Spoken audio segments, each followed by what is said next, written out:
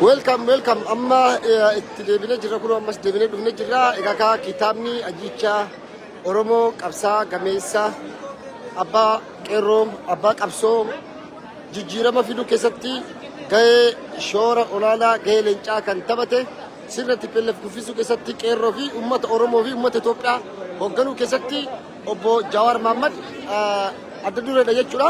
Egaa kunoo har'as kitaaba isaa seenaa isaa fi seenaa qabsoo Oromoo seenaa qabsoo qeerroo Oromoodha of keessaa qabu bifa adda ta'een seenaa Oromoo fi seenaa Itoophiyaa keessatti yeroo jalqabaatiif kitaabni akkanatti bitamu jechuudha.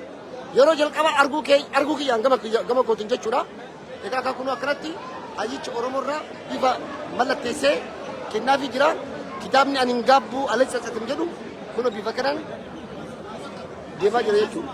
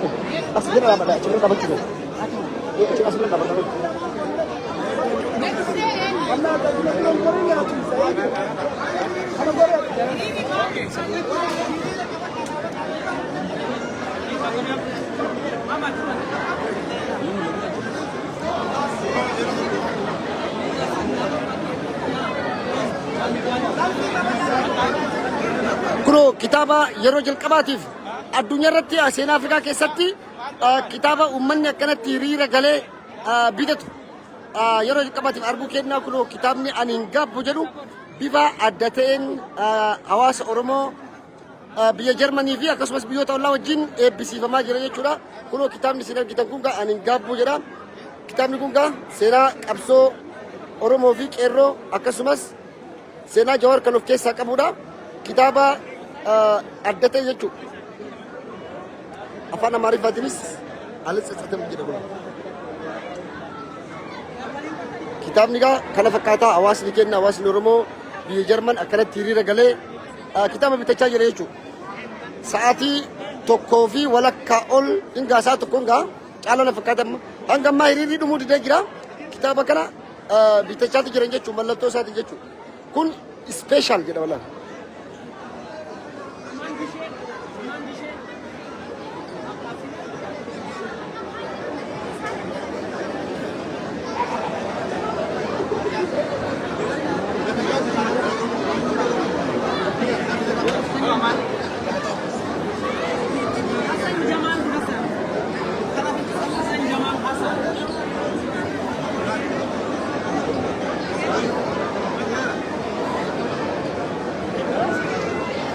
Kitaabni ani hin gaabbu jedhu kan seenaa Jawaar, seenaa qeerroo, seenaa qabsoo, seenaa jijjiirama TPLF yookaan sirna baankii hanga taankii hidhate jechuudha.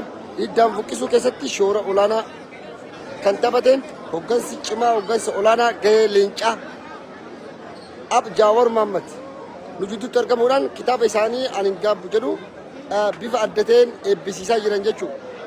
Dhugaa dubbachuuf eebbi kitaaba ani hin gaabbu kun biyya Jarman irratti bifa adda ta'een bifa nama gammachiisuun hawaasni keenya odoo tokko nafiin bakka jiru buqqee bahee simatee fudhatee jira.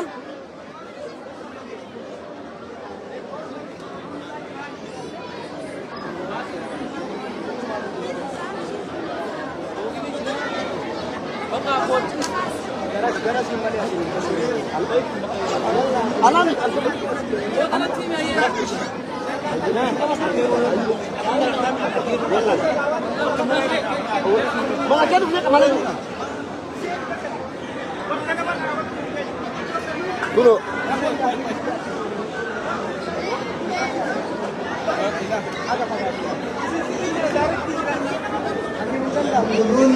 kitaaba Jawaar Mohammad bitachuudhaaf hiriirri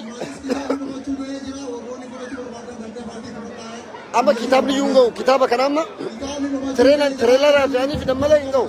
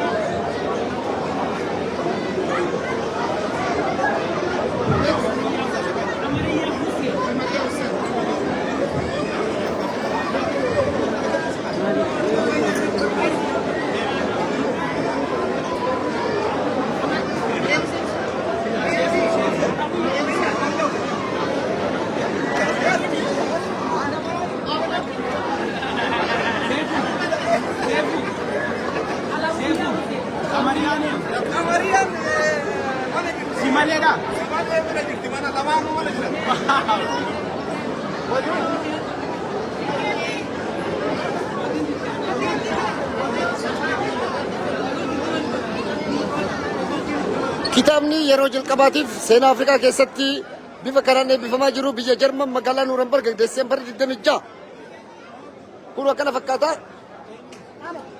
ينقبو كلوت Abdul Karim Bradford, Abdul Karim Badaso Bradford. Abdul Karim Badaso Bradford.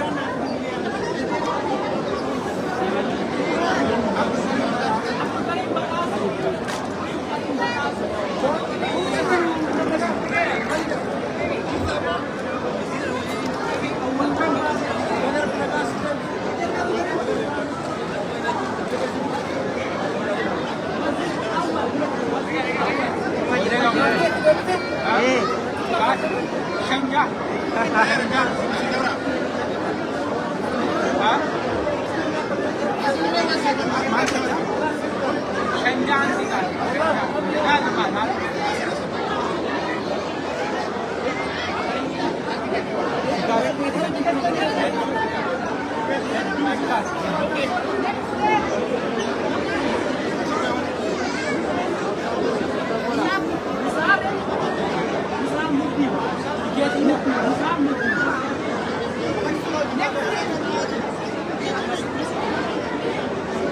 Bravo, di kay foto. كلوا كافران ولا كلوا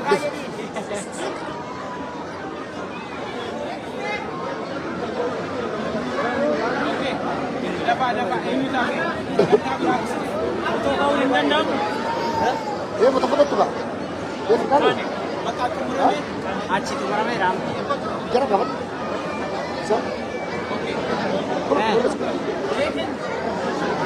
Sebentar kan.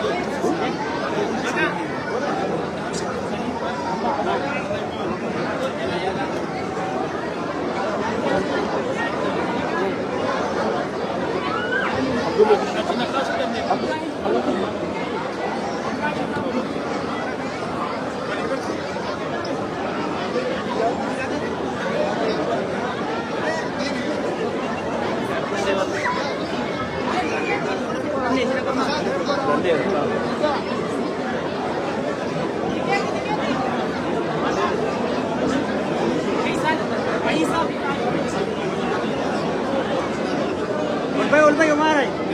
Laka jadi.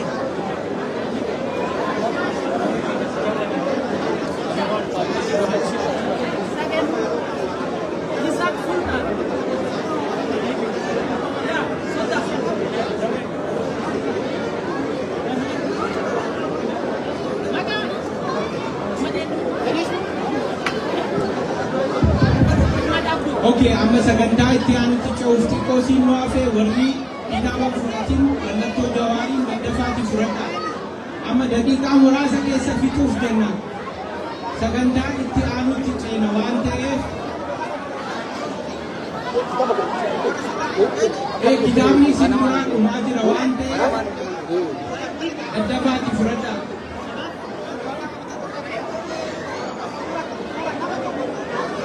Amma sagantaa itti aanutti ceena. Kitaaba mallattoo maqaan keessan irratti barraa'u amma dafaati daqiiqaa muraasa booda argachuuf booda rakkoodha.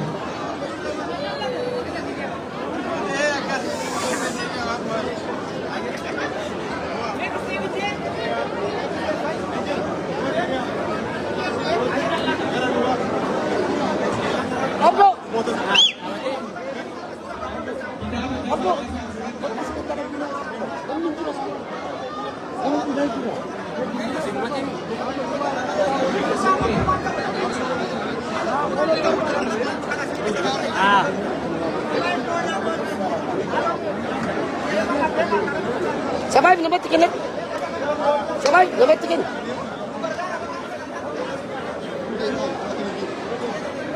Ambal ko rin.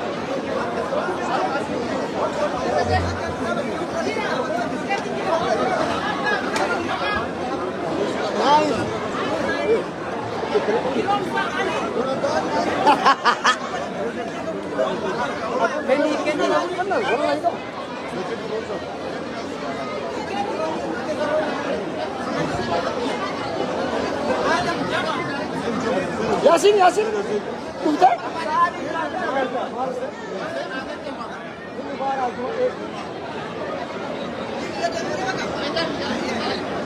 Magnet. Magnet.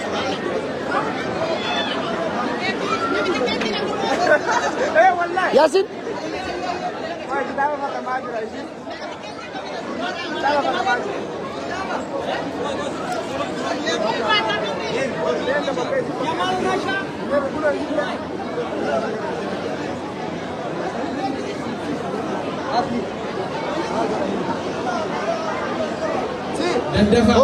Daddafa program itu yang Next day. Amma sok sama lapu. Ini kita mau maju berbadan kita ini mau maju kira kita ini mau maju kira dan maju kita sebentar bawa ke sini kita maju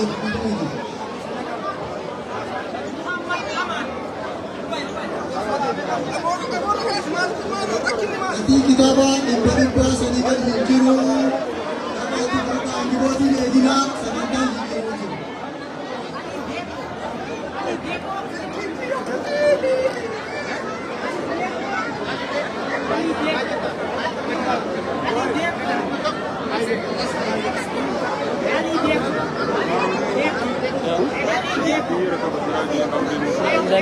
masih nundang.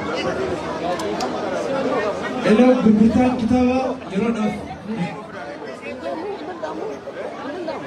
Egaa amma kitaabni gurgurtaa inni mallattoo qabu xumuramee jira. Inni biraa immoo booda itti fufa jechuudha. Sagantaa itti aanuuf akka itti dabarruuf namoonni dhaabbatanii jirtan teessoo keessatti mannaa.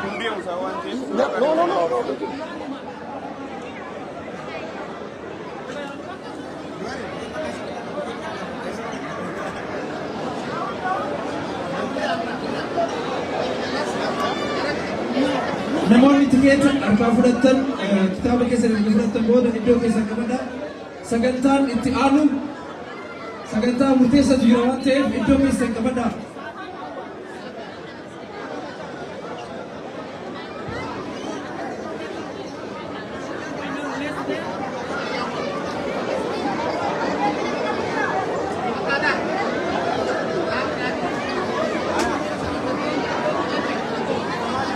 Okay. Saya kerjakan sih keren. Biar dua.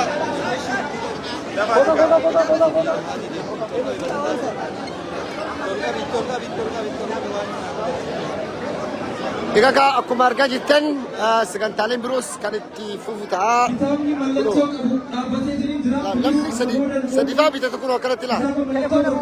Telefoona buuftee kitaabni mallattoodha amma booda dhumatee jira jechuudha. Kunoo mata matatti maqaa ijoolleetiin namni ilaala. Sadii bitachaa jira kitaaba sadii. Kun ka biiftuuti, kun ka murteessaati, kun ka sa'aadaati.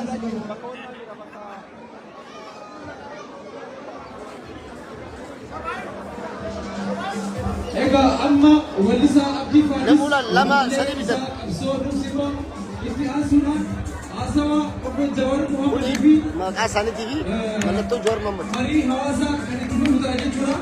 namoonni dhaabbatan keessoo keessan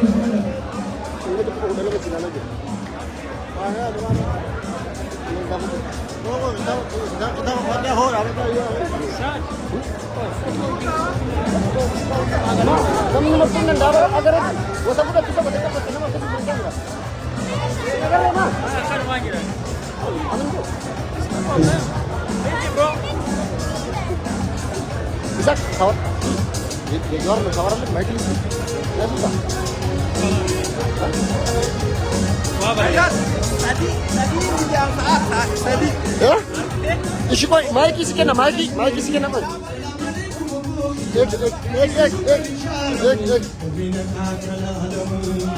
Woi, Mike kan anak kan?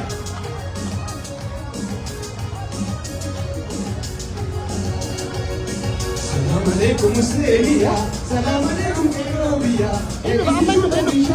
Oh, nakam.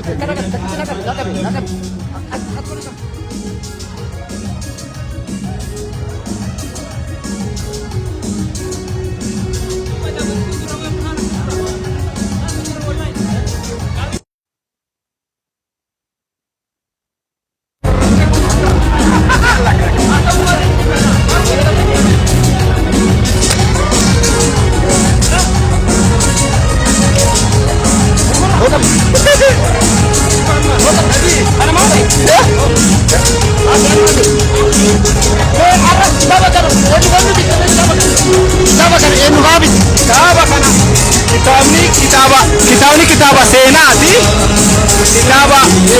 Kitaabni kitaaba seenaati. Kitaaba qabsoo Oromoo.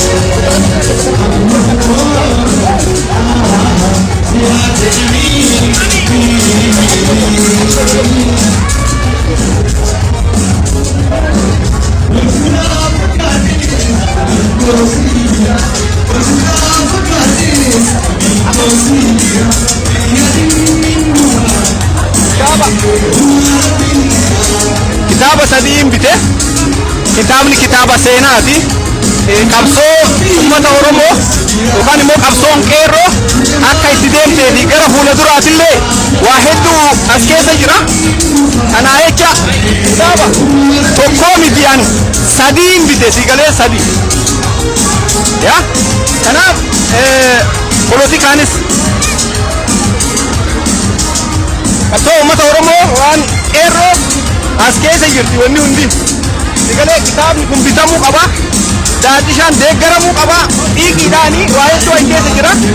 Afrikatti argitee akka hin eebbifamne ta'ee yeroo jalqabaatiif asii eebbifame. Kanaaf kitaaba waa hedduu keessaa qabu seenaa hedduu keessaa qabu. Galatoomii egaa kan inni jechaa jiru obboleessi keenya kun maqaa ijoollee isaa sadiin kitaaba sadii bite jechuudha. Maqaa ijoollee isaatiin kitaaba kana kun ijoollee isaa sadii bite jedhee galatoomii. Kun maqaan isaa immoo kana Jawaaruma maqaan isaa illee Jawaartu kitaaba Jawaar bite. Akkam jirtan deeggartoota jaalattoota Jawaar Mohammad hayyicha Oromoo ni jaalannaa hedduu kabajnaa. Kitaaba kana keessa waa baay'ee argattu. Kitaaba kana bitadhaatii dubbisaa. Hayyichatu barreesse. Wanni hayyuun barreesse waan gaariidha. As keessa waa baay'ee fayyadamuu dandeessu. Jawaariin jajjabeessaa bakka hundanitti yaada gaariin bira dhaabadhaa kun mana kunneen qeeballee warri Jarmanii. So mana guutuu kunoo nuti akkana Jawaariin jaalannaa warri Jawaar deeggarsan qabu jettan kun hundi deeggaraa Jawaarii hawaasa Oromoo onnee keessa jiraa Jawaar maaliif hayyuudha hayyuu jabaadha hayyuu keenya ni jaalannaa sabboona ilma Oromooti nama dalagee nu barsiise kanaaf yoomiyyuu taanaan Jawaariin bira dhaabanna ni jaalannaa uummata Oromoo bakka jirtan hunda Jawaariin deeggarsa keessan kennaa fi yeroo dhumaatiif qabsoo marsaa lammaffaa kana deeggaraa dhiibbaa qonnaa mootummaa irratti hawaasa keenyaa sagalee taanaa Jawaar Mohammad kasallee jaalannaa Jawaar Mohammad bira dhubaa jira galatooma.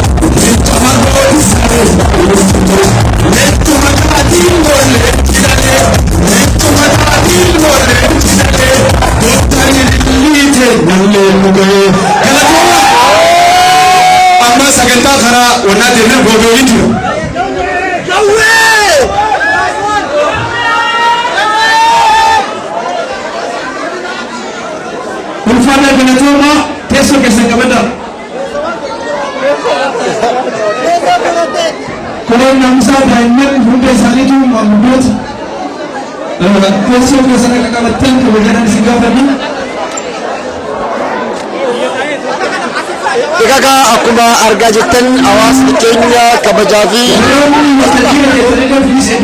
maaltu si dhagahame eebba kitaabaan hin gabbure gammachuu guddaan na dhagahame. Jawaari Naayiroobii eebbifamu baatuuf Jarmanii eebbifamee jira. Jarman keessatti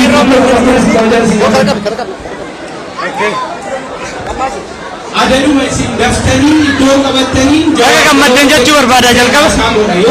Baay'ee gammachuu guddaan na dhagahame qeerroon Jarmanii marsanii kitaaba dhaguna hin gaabbu fayyadu eebbisiisanii jiranii jawaariin bartanii jiranii qophii bareeda ture gammachuu bareeda ture bashannanaa irraa isinitti haa ta'u.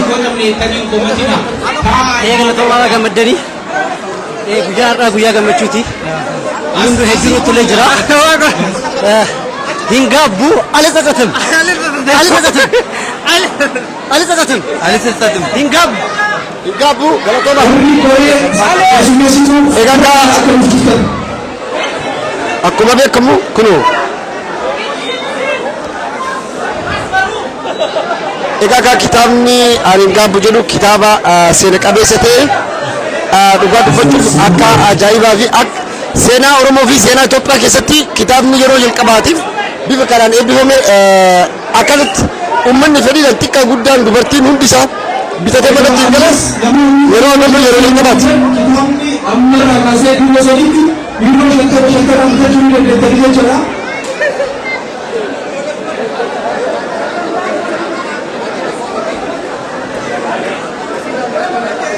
Kitaabni dhumachuuf deema jira waan ta'eef amma irraa kaasee yeroo shantamaan isa mallattoo hin qabne akka filattan kabajaraa isin gaafanna. Koreen keessummeessituu dura kana akka nuuf qulqulleessitan gama sagantaa itti aanutti dabarra jechuudha.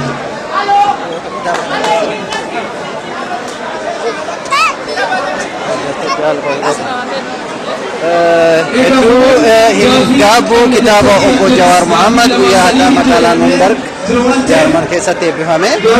Hedduu kitaaba kana keessa waa hedduutu jira. Wanni keessa Oromoon waan hedduu keessa argachuu dandeetti. Kanaaf hedduu gammachuu guddaatti dhagahama. Kanaaf namoonni hundinuyyuu kitaaba kana bitatee mana isaaniitti akka dubbifatu dhaamsa qabu.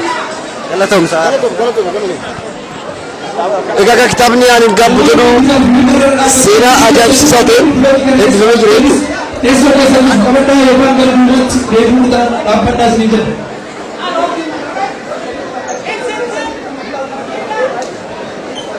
Nuraddiin qabnee turre.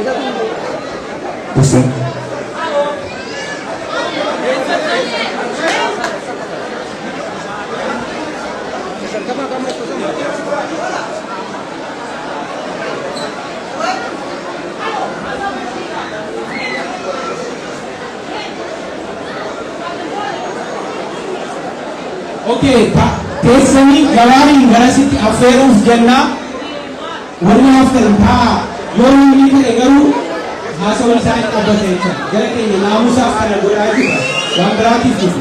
Egaa koreen keessummeessituu please bakka kana akka dhuftuuf kabajaan isin gaafata. Galatooma namni maayikii waayirles tokko asitti murteessa galatooma. Sado.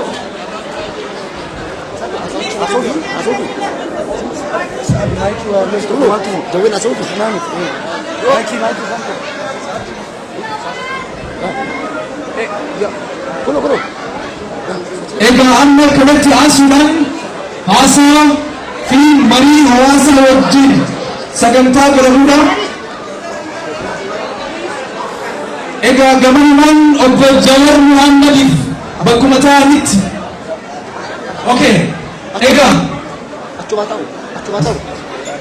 obbo Jawaar Mohammad barreessaa fi hoogganaa qeerroo Oromoo maamileedhaan gara waltajjiitti akkanaa simatan simatan.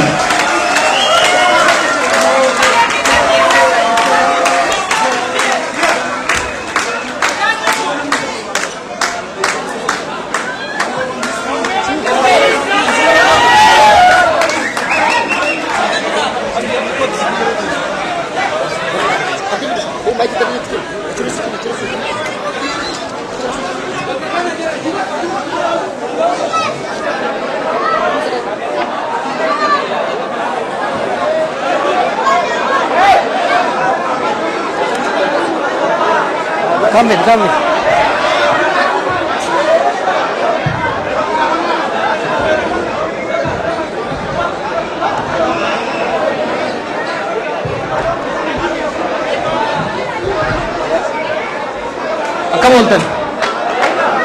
Akkam ooltan nagaa jirtanii warri Jarman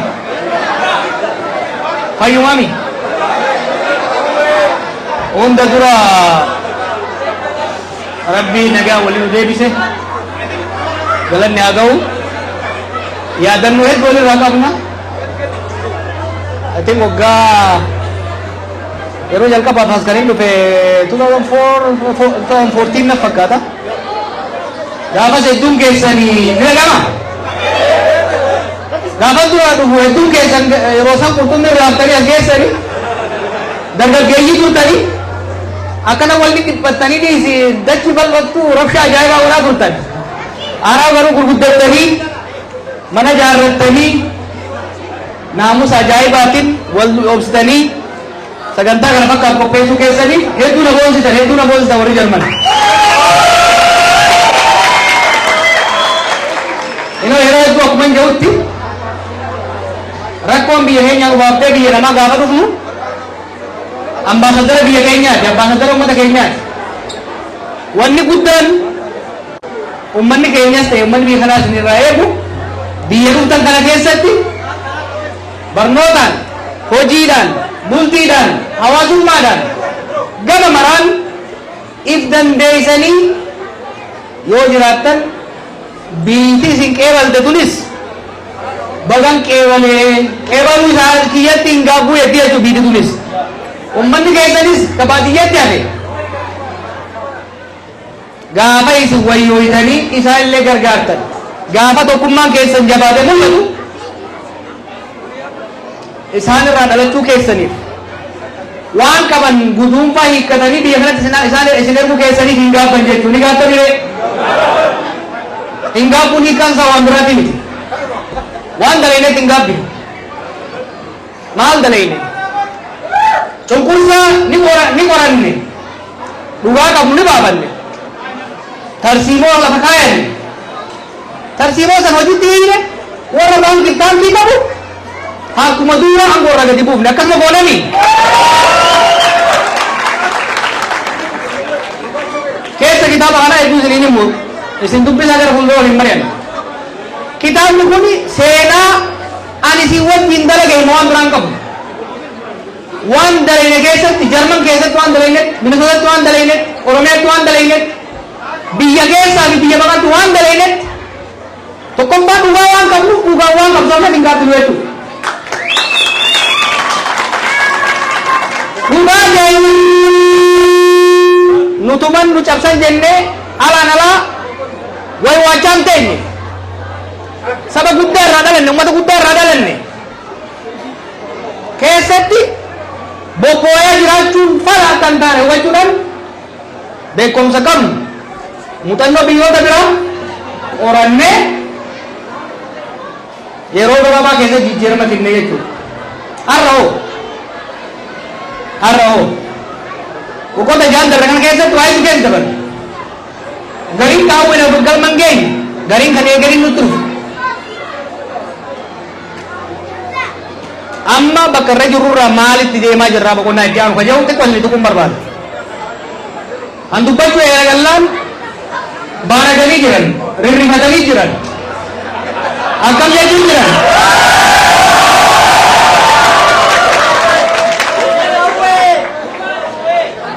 waggaa lamaan dabre kana waggaa lamaan dabre gadi dhaabee booda itti hasaasaatiin ture amma immoo itti iyyuun eegale itti iyyinee itti lallannee dhaga'uu baannaan iyyuutu illee dhufa jechuudha kana beekuu qaba namni mootummaa garagalchuuf deemanii mootummaa kuffisuu barbaadanii jiran lakki nun mootummaa kuffifni agarree jirra barfaashinaa ni nuti we have done it kuffisuu barbaadan arra gaafa muuxannoo qabnu dhiisi gaafa tiyoorii qofa qorannee iyyuu lafaan geenye agarsiifnee jirra nu har'a akeeka mootummaa kuffisuu jedhu ni deemaa jirru mootummaan ofiiyyuu kufaa jirti dhiibbaa keenya hin barbaaddu wanni jechaa jirru mootummaan darreen lafa dhahee jirtu tun akka nurratti hin qubneef lallabu jirra akka nurratti kun mootummaa maqaa Oromoo baadhattee maqaa Oromoo nyaatti mootummaa maqaa Oromoo baadhattee Oromoo salphifte qaanessite kana nurratti akka hin qubneef lallabaa jirra malee ofiiyyuu kutu jirti waan kuffisuu hajaarraa hin qabnu jechuudha ammoo ammo we are asking for conversation waggala ma bolaka ergan dabe ittiyasasne sosomne biyanage buza dinaggen kube maqan kenya bade saltanne maqa kesanin jenne kadalle dadam netu amma ko ummanna daw ka aka dunya da lawdi ittilallaba jira yetu yo dagan it is biyas baramu dande garummo dagaw batani gurra isani gubon tomse kanan itti dum jennan maqa saba kana qabatani ittin kufu turetu hinayam biyatenya ka abbonni kenya keessa rakko meqatan wan biyasani tane binesun tane arra binesun keessa bae kon sabtu hinayam wetu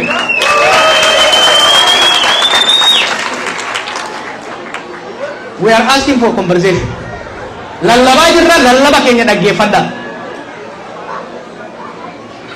raftani fireena qabdanii raftanii fireena qabdanii quursanii quufa keessa dabartanii boqoytanii nurratti dhootanii xuriin jedhamu hin ayyamnu quufa kan biraa addunyaa oromoo dhagaa ummatni keenya rakkoo har'a keessa jiru kana zamana Minilik argeen beeku zamana Haile Sillaasee argeen beeku zamana Mallasaatii zamana Darbuus argeen beeku rakkoo kana hunda obseet bor naasirraayan kaleessa dargaggummaa akka isaan godhe kaleessa boroma akka isaan godhe arraa bor wayyaansoo jau itti hammaataa deema kana caalaa hin obsinu jechuudha sirraanis sirraa waannan immoo bakka buunaa jechuudha dhugaatii qabu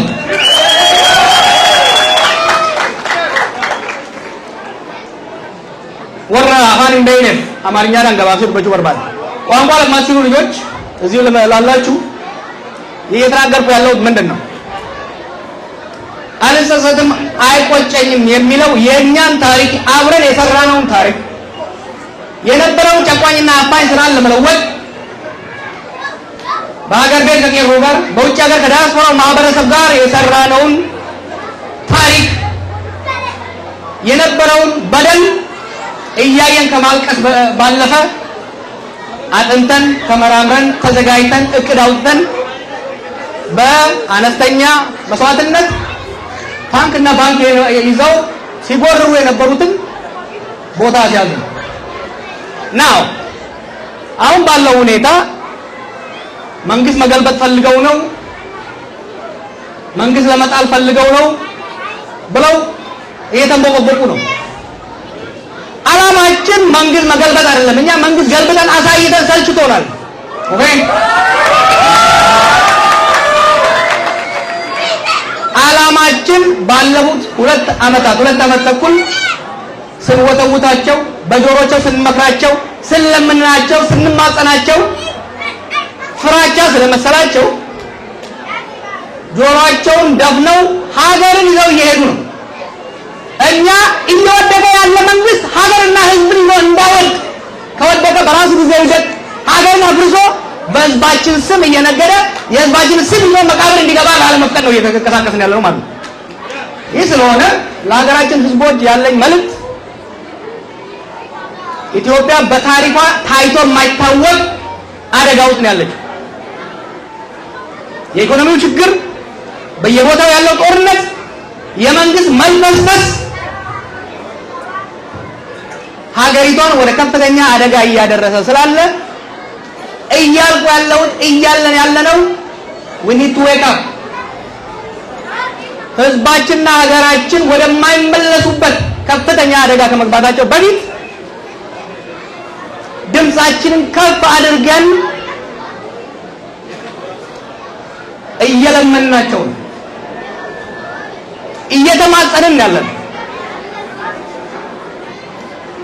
ከፈጠራችኋት ብልጽግና የምትባል ደሴት የኢትዮጵያን ህዝብና የኢትዮጵያን ሀገር የማይመስል ደሴት ውጡና የኢትዮጵያን ህዝብ ኑሮ ተመልከቱት ህዝቡ ወጥቶ አርሶ መግባት አልቻለም ልጁን ትምህርት ላይ መላክ አልቻለም ቤቱ ህፃናቱን መመገብ አልቻለም ይህ ሁኔታ የሀገርን ቀጣይነት ለከፍተኛ አደጋ ያደረሰ ስለሆነ ሁሉም ተረባርቦ ወደ መመለስ ያስፈልጋል። ለዚህ ትልቁ ድርሻ የመንግስት ሆኖ ሳለ መንግስት ግን አመራር ላይ ያሉት ሰዎች ግን ከቀን ወደ ቀን እየባሰባቸው ጥጋባቸው በአፍንጫቸው ሊወጣ ጫፍ ላይ የደረሰ ስለሆነ ያ ጥጋባቸው ወደማንመለስበት ኪሳራ ሀገራችንን ከማስገባቱ በፊት ተረባርበን ህዝባችንና ሀገራችንን ማዳን አለብን የሚል መልዕክት ነው ያለው። በስፋት የምንወያይበት ጉዳይ ይሆናል። ወደ ጀርመን ሀገር ራስ ወንዳስገኘን ያበዙዋሲ ወልገኙ አላና ቆፈጡሬ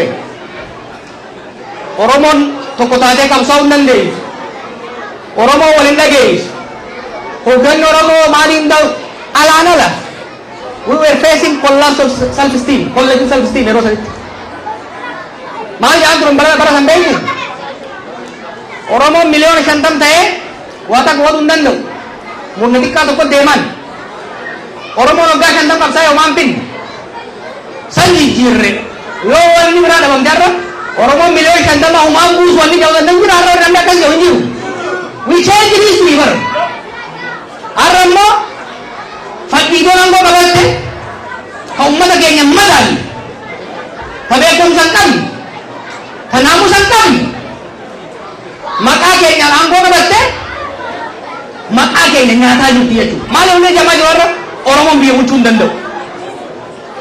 Oromoon biyya bulchuu hin danda'u. Oromoon hayyuu hedduu qaba. Beekaa hedduu qaba. Waan ijoolleen warra hojjetu qonnaan bulaa tokko finnee ammoo irraa finnee osoo irra keenya isaanii ol bulchuu danda'a.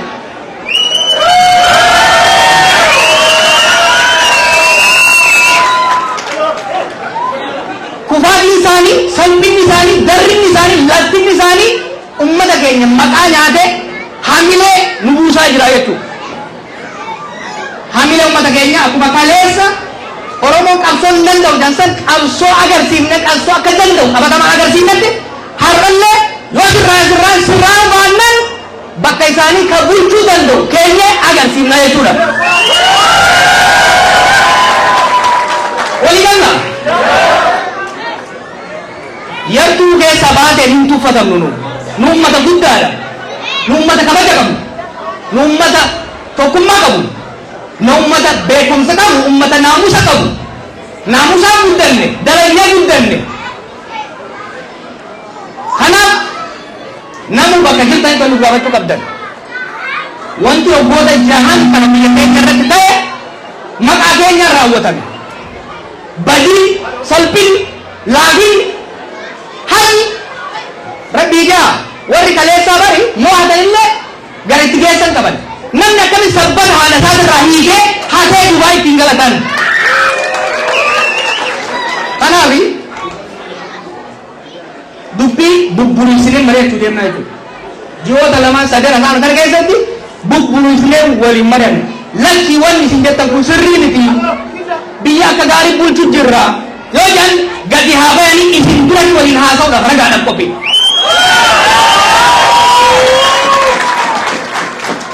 Wanni ani isin himu Oromoo nan beeka bara.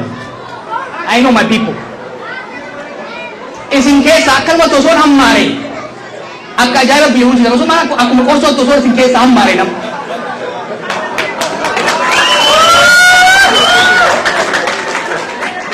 Kanaaf qophaa'aa ammaaf dhimma lallabne. Hubadhaa waa malee kaaneen dubbannu qoranneet, qo'anneet, bilcheessineet, tarsiima baafneet, ummata keenya tokkoomsineet jijjiirama barbaachisaa ni finna jechuudha. Kanaaf ummata Jarman hedduu galatoomaa hedduu dhaboonsitanii warri alatti seenuu dadhabdanii alatti hattan hedduu dhiifama isin gaafannaa yoo carraan argame meebii gara boodallee isin dubbisuu dandeenya. Galmi kun irra laalina gareen asii kun beekta garee ajaa'ibaati gareen Jarmanii kun. Abdoon sun yoo deemu suutaa yoo hojjetu garuu saffisaadha. Gareen isaa kun immoo kaasi waraabu kunis ka wallisu kunis isa jamsi no torban tokkoon kan ijoollee kanaaf. Torban tokkotti yeroo ayyaana kana keessatti galma kana fuudhanii akka waan sargii anaaf inni ta'etti galma sargii akka waan sargii raawwatu. But I'm proud of the team. We have a team. Team akkana magaalota 63 keessa qabna. Dalagatti gad deebine malee addan facaane. Waa'ee tokkummaa Oromoo kan yaaddataniif. Tokkummaan Oromoo barra. Oromoon barchirichaaroo hin gurguratu. Oromoon uummata jumlaati. Warri gandaaf gandarree deddeemtu dura jirma jirti. Nuti garuu waan saba keenya boonsa, waan biyya keenya sabaaf sablammoota biyya saniitiin ta'u tokkummaa Oromoo cimsinee tokkummaa uummattoota biyya saniitis cimsinee gara fuulduraatti haga maqaa keenya, haga lakkoofsa keenya, haga gadaa uummata gadaan guddaa gadaan gabbina ummata Oromootirraa waan Oromoorraa eegamu waan Oromoon waan sabaaf sablammii biyya keenyaatti uummanni addunyaa Oromoorraa eegatu qabatamaan agarsiisuudhaaf deenya deeggarsa nu gootaniif waamina nu isin goonee dhuftaniif hedduu galatoomaa mee yeroo tokko tiim Jarmanii fi Kanaadaa fi baay'een isin jaalladha gara fuulduraatti jabaannaa walitti deebinee galma kanarra wayyaa irratti bal'inaan mari'annaa nagaan naa bulaa.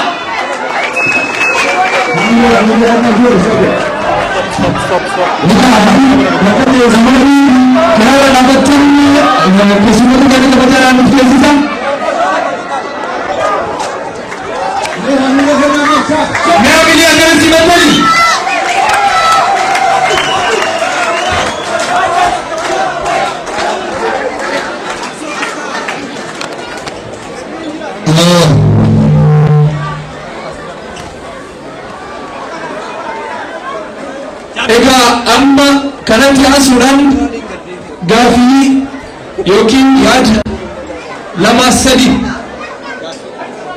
gaafii sadi qofa namni qabdan as dhuftanii gaafii gaafachuu dandeessu jechuudha. Abdiin namoota gaafii gaafachuu harka carraa akka kennu kabajaan asii gaafadha.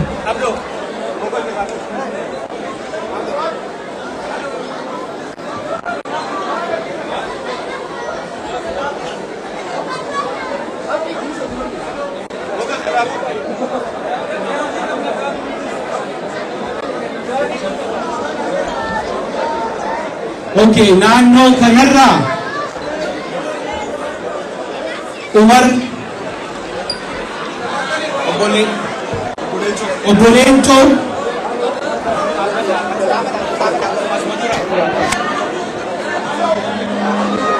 yoo uummanni taa'e malee gaafii gaafachuun hin danda'amu.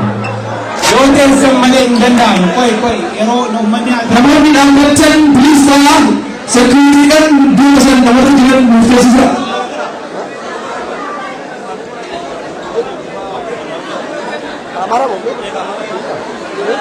Namoonni kitaaba bitachuu barbaadan ammarraa kaasee yuuroo 50 bitachuu dandeettu. Duuba jira balbala seessaa irraan yuuroo 50 bitachuu dandeettu. Kitaabni hanga ammaatti hubachuuf ta'eetiin jira hanga yaadameen walitti kitaabni waan gurgurameef kitaabni as biyya Jarmaniif qophaa'ee hubachuutti jira waan ta'eef namoonni bitachuu barbaadan balbala seessaa irraa gurgurtaan eegalee jiru.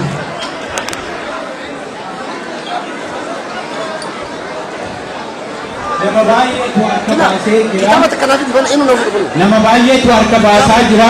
Maaliif narraa fuuchuu diddeettanii nan komatina nama kana hundarraa fuuchuu hin dandeenye. Amma Umarii fi obboleeyyiitoodha kennee jirra. Ilaala qoyqa. Okay, obbo Qorichoo as goon. Naafi dikootti tokko bannaati. Kan oogaa kan makee. Kuni kan nama biraati. Yoo firmaan qabaatin kan dhigaa. Dubartoota amma dubartoota.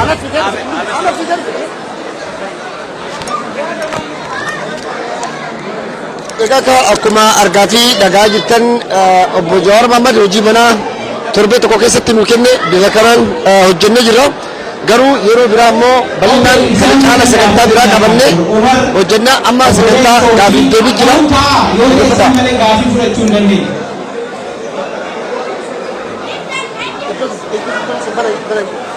Iddoo san security Saddam iddoo san xiqqoosi banaa.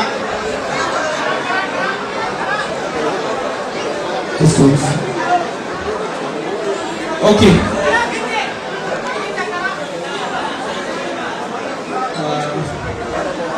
saadoo an nama sadi filadheeraa ati nama lama daban nama shan. Ayyee namoonni sadan gaafii gaafatan as Siraaj anis carraa nama tokko dabalee firii jira jechuudha.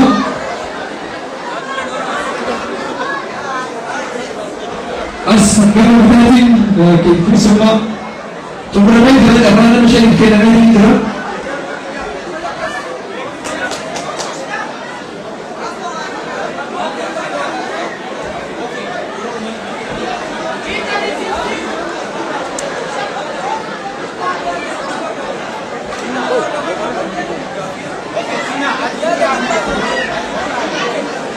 Namoonni as keessa namoonni carraa shanan as jirtan gaafii wal fakkaataan akka carraa ta'e kan gaafatan wal fakkaatate yeroo keenya qusachuudhaaf carraa keessan akka dabarsitan isin ta'u.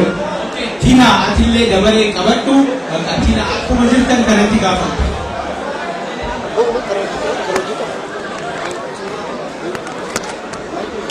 Okay, duraan dursee Jawar Muhammad baga rabbiin nagaan gara biyya Jarmanii si fide siin jedha. Maqaan kiyya Umar Haji Bariisoo jedhama, godina Arsii Bahaa. Aanaan kiyya Sagure. Kana caalaa gara biraa himachuu fi maatii biyya nu jira. Inni itti aanu yaa Jawar nuti Oromoon ala jirru miidhamnee jirra yaada keetiin. Keessi nama kanaa hundi gaafa hidharraa hidhamterraa kaasee hanga gaafa har'a wal agarru kanatti yaaddoo guddaa keessa jira. Duuti Haacaaluutu haga har'aa nu miidhee dheebuu nuti ta'e. Humnaan baafachuu waan hin dandeenyeef guyyaa itti eegaa jirra. Ani akka ilma Arsii tokkotti waan sii dhaamu akka obboleessaa tokkotti. Jechi ati du'utu amalee Itoophiyaa keessaan ba'e jettu sun akkuma jirutti ta'ee Itoophiyaan Haacaaluu nyaatte sin dhiistu.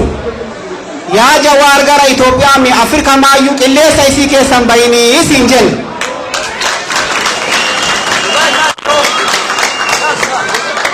Ati tokkochi ta'uu dandeessa nama gaarummaa Oromoo hundatu kufa.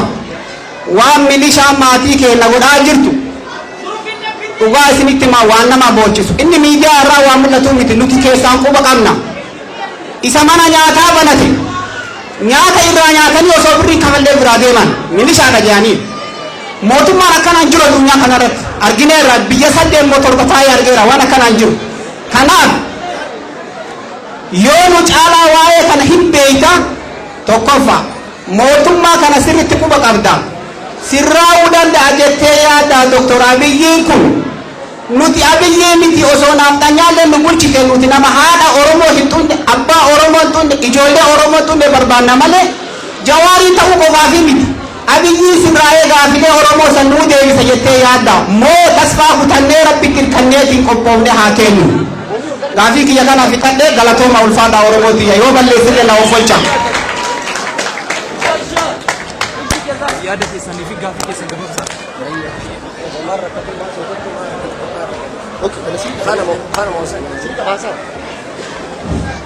بسم الله الرحمن الرحيم الحمد لله رب العالمين الصلاة والسلام على أشرف المرسلين نبينا محمد وعلى آله وأصحابه أجمعين duraan dursee obboleessa keenya Jawaar rabbi baga nagayaan waliin nu fide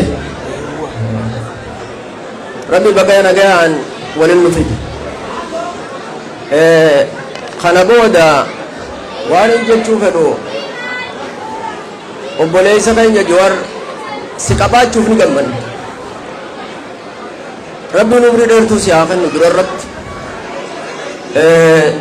dabri warri mootummaa irra jiru kunis Oromoo isaan qabaachuuf illee ni gammanna ani dhugaan sittiin haasawa kee maayii irratti reetu waan ati jettu waan inni irraa fudhu wal mari'annee ala kana keessatti takkitti irraa maayii jarri guyyoo tolanii qaceelan akkatti isaan qaceelchuun wajjin ijibbaata goonee gaafannaa jedhu ani kana fakkaatutti ammallee ati abdiin gara saniitiin jirti jechuudha dubbiin teen akka nagarsiifte Oromoon akka jedhu ijibbaata maayii gaala biyyee obaasanii jaal atiis Oromoo Dr. Abiyyiin Oromoo eeggadda gaafa bakka takka jirtan hedduudha nu gammachiiftan. Ani amma kana dhagarta amata 40 olii dhagan. Harka ati gartu kana rasaasaa akkana na godhe. Akka wayyaane. Saudi Arabiyaa taa'eetiin gaafii takka si gaafadhe qilleensa Oromiyaa bilisoomsine yaa yoo qilleensa kanarraa isin buusan maali jiraan jennaan deebisaan ati naa godhu yoo buusan irratti deemee. Rabbiin umriin si haa dheereysu dachiin dukkanooyte gaafa sanii fanguu baaftee akka reefu dubbatte sanitti warra taankii fi baankii qabu biyyaa baaftanii maqala galchitan. Tokkummaadhaan dhufte wanni sun. Tokkummaan dhufte. Mee kamitti yaa obboleessa fi anima abbaa kiyyaan Oromoo jira gadhaf obboleeyyan kiyyaan itti dhaga harkaatti darbu kan argaa harki kun nanaaf amma. Ana qofaami namni Oromoof naaffate kumaantan. Galaasaa Jilboo jaarraa abbaa gadaa jara kana hunda wajjin ture. Shuuboo wajjin waan tokko gargaareessa waliin nyaan. Baru isaan karaa rabbii deemanii du'anii. Warri naaffatee miila dhabe kan ija dhabe Oromoon irra dillikkaas jirtu kun naafa Oromoo kan maqaa Oromootiin naaffatee Oromiyaa keessatti akka waan gargaaran naaffateetti warra isaaniitti galee naafummaan isaa warra isaanii jikkuu jirtu namni qoqqoobu jira namni kuma qabu hin jiru. Wayyaaneen gaafa bilisoome nama lola irratti qabsaawee madaa'u barraan wanni baafteef mindaa baafteef mindaa jira wanni itti jiru mani bara. Oromeen tirfi yeroo haasawa yeroo tirfi Awurooppaa kana keessa guyyaa alagaatiif isatti haasawee waan sitti himan. Ana mana tokko irraa gargaarsa barbaadu faradii gamoo sanaa kenna maallaqaan harkadha beektaa. Laakiin obboleeyya kiyya kan wajjin naaffan kanaafate dhageessaa kanaafate wallaahi gara na nyaata gaafa ati mana eeggate yaa ijoolleen tun Oromoo kursii jala qabne jettu yaa yoo amaarallee ta'e Oromoo isin yaa rabbi jedhu yoo amaarallee ta'e yaa rabbi jabeenya ta'e Oromoo isin Oromoo ni rakkata Soomaalee keessa rakkanne Soodaan keessa rakkanne Jabuutii keessa rakkanne rakkoon Oromoo jiru wallaahi ati mukki namoonni inni irratti qaadata asirraa rakkoon nuti Soomaalee fi Jabuutii Soodaan keessa rakkoon biyyoonni rakkoon ni jarana haasawti jira namoonni dhaqayaa jawara maal argaa arra booda rakkoo namoonni si mala waan dagaraa hin muraasa dagaraa eeggatanii namoonni dha kanaafuu mee jawar nuti wanni jennu laal akka jaan gubbaan kurtuus jalaan kurtuus fooraan wala kaara jabbatutti wala gata bal'isi kun guutootanii Oromoo tun hafuura fudhachuu barbaanna hafuura fudhachuu haati Oromoo du'urraa hafuura fudhachuu barbaanna eegalli guyyaa sii fi Doktor Abiy fi lammaan bakka sana qabu jaarri Oromoo irraa hafuura fudhatte jenne Joon nama biyya Somaaliitti biyya teenya jidduu ji'a sadii haadha waraqaa takka mootummaa siyaan barreen geessuudhaaf beektaa gaafii takka gaafachuuf rabbiin samii si fideetti qabsoon afaan wallaallee jaamnee dhaabni siyaasaa bakka dhibba tokko gadi addaan godhe laaptoopa keetii fi televizoonaa fi qeeroo rabbiin jara kana Doktor Abiy faas bakka dabbeerate walii isin fidee waan hin manaamin ni uummanaan akkasitti gartee guyyaalee dhufa isaa yaati sanyii yaaduu rabbiin biyyataa qabechiisu mee akkamitti amma asoo keetirraa lubbuu fudhateef xiqqoo ammallee waa tutti seetee waliin wajjin taa'uus dhagayaa isin deebisuudha dhuunfannaa godhaati kashuuf wanni tokko jedha nama lamaatu dhalaa lamaatu dubartii wajjin ilmoo wajjin dhalee jala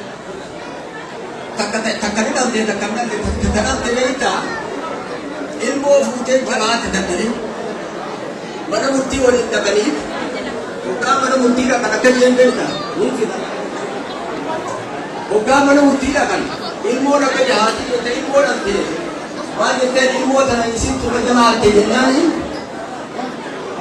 si jalaa hattee garti mana murtii maal jeen ilmoo tana fidaa bakka bakka tiddaamura jara kana lamaa kan kennaa jeen beektaa ka dhugaadhaan ilmoo dhalte waan jetteen lakki addaan hin murini haaluma jiraattu isumaan dhalee isii hanni jettee maaliif lakki onnoo irraa qabdu yoo sodaattee fi beektaadha. Kanaafuu mee baay'ee akkanumatti akka biyyattillee qarreerraa danda'u hunduu mana yaadu yoo dandeenye uummataaf hunduu waliin rabbiin waa achitti hawaasanii waa turan taate takkitti irraa baay'ee uummataa wajjin rabbi jaraa isaa qaqqalchu rabbi oromoo takka takkatti haa deebisu rabbi walitti isin deebisee karaa tokko rabbi isin haa godhu. Amiin amiin amiin. Hamilee sabnaaf mee obboleetti hamilee sabnaaf.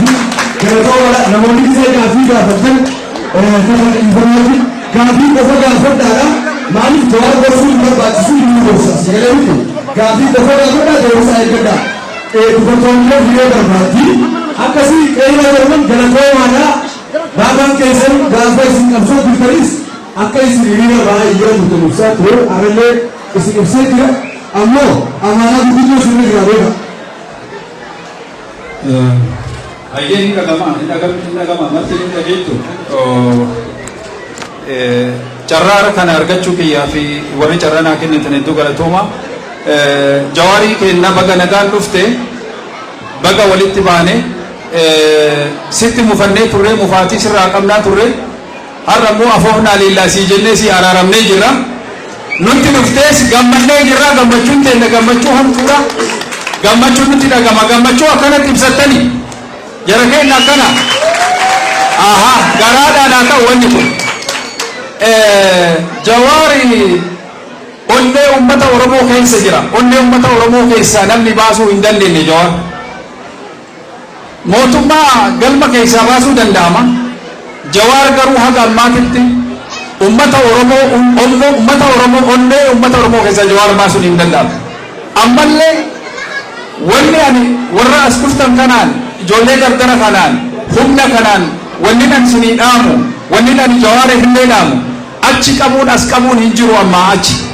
Wanni jirtu kan hinkaan yoo sochoosan buqqisuu malee dhibee hamaa namatti taate.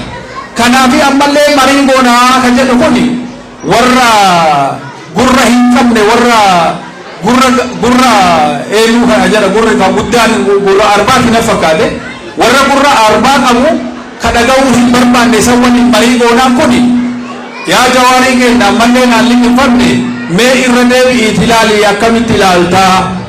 Lammaffaa gaafii kiyya warroota si deeggaranis warroota si jibbanis warroota si afoo dhaabatanis warroota si cinaa dhaabatanis amma achi akkamitti ilaaltaa. Adeemsi istiraateejiin haaromni ati baaftee nu masakuu dandeettu karaa keenya nu akeekuu dandeettu maal fakkaataa.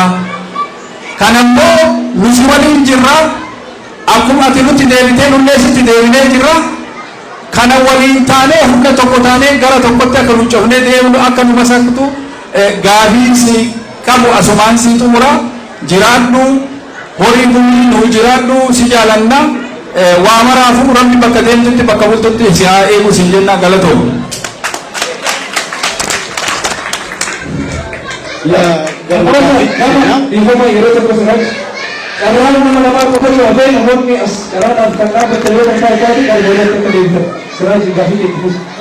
Galatooma carraa kan argachuuf baay'eetti gammada.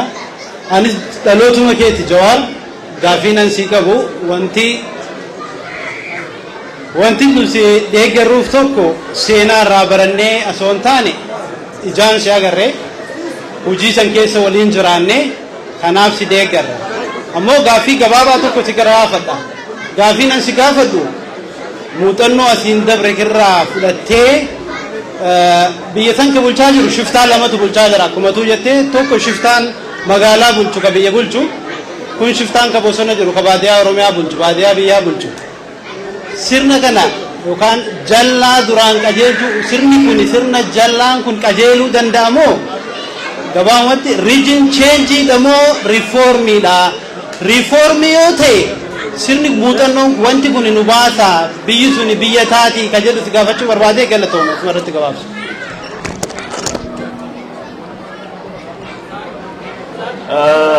Araan kana akka nama carraa guddaa qabutti of fiil godhaa jira because ijoollummaa kiyyarraa isin face to face ilaaluun kaayyoo kiyya guddaa ture.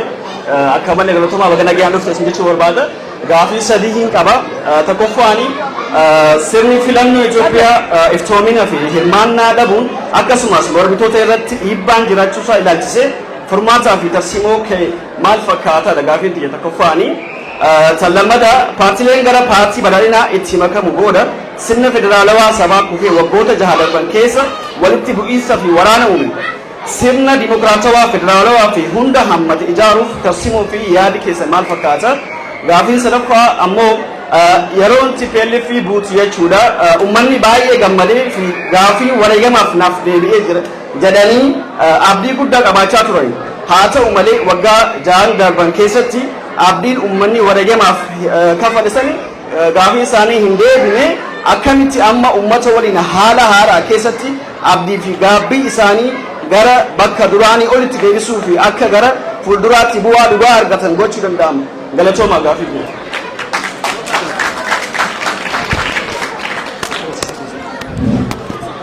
Jawwee baga jiraatudha. Gaafiin kiyya waan guddaallee namnillee ija rakkatee jira beekte waan hedduulee hambee gaafii baay'isuullee barbaanne ammoo gaafiin kiyya bineensa Finfinnee jiru yoo ofirraa kaasne bineensa kaabaa yuusaa dhusan akkam godhuu qabna akka gara Finfinnee dhufne maal godhuu qabna ka jedhu inni biraa ammoo ati qabsoo keessatti oromummaan beekamta waan qabsoo keessatti akka oromummaatti beekamtuun sana har'a maqaa Itoophiyaallee itti matteerta isaan ammoo warra gura duuchatee deemu waan ta'aniif wal siisimataa akkam waliin sin rakkisuu laata kan jedhu inni biraa ammoo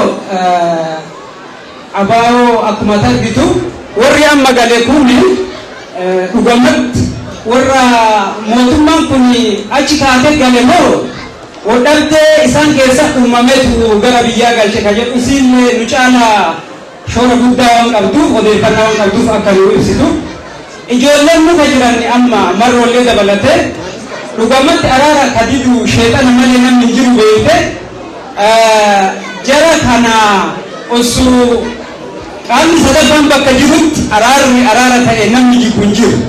Sanaafuu warra amma muka jiru kana yaadaa fi hamileen akkamitti bira jirtanii maali mee ilaalchi kee jala irratti umura irratti ammoo wannaa jechoo barbaadu yeroo ammaatti Jawaar instituushinii tokko jechuun kiyya Jawaar mootummaa tokko kan mormu jira yoo ilaalchi kennallee garagara ta'e addunneetii bira dhaabannee korma gororee kaanee komii qabnutti dhiyeeffanne. Kanaaf nama warra jechoo barbaadu ammatti namni jiru goonni Oromoon baay'een illee yoo jiraate namni hayyuun nu jiru Jawaar maal jettan inni lammaffaan ammoo goonni jiru ammoo namni lammaffaan marroo akkana jedha an fidadhe galatooma.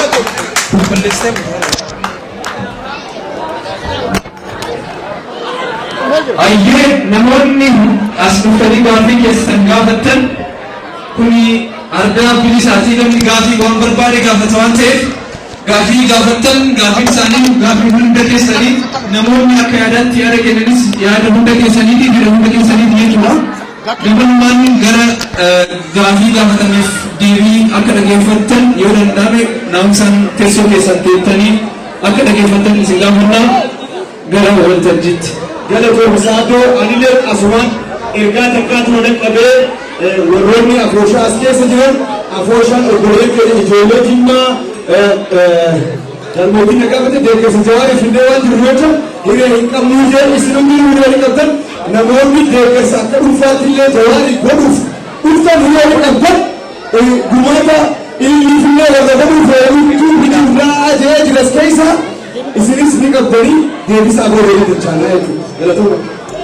Ayyee ni dhagama mi dhagama mun dhagamu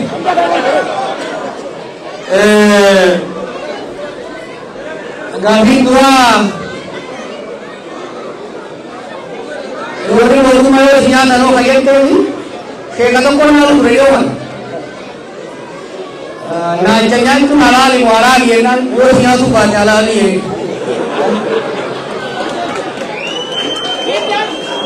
Anami wal nyaachuu bira osoo hin dhayne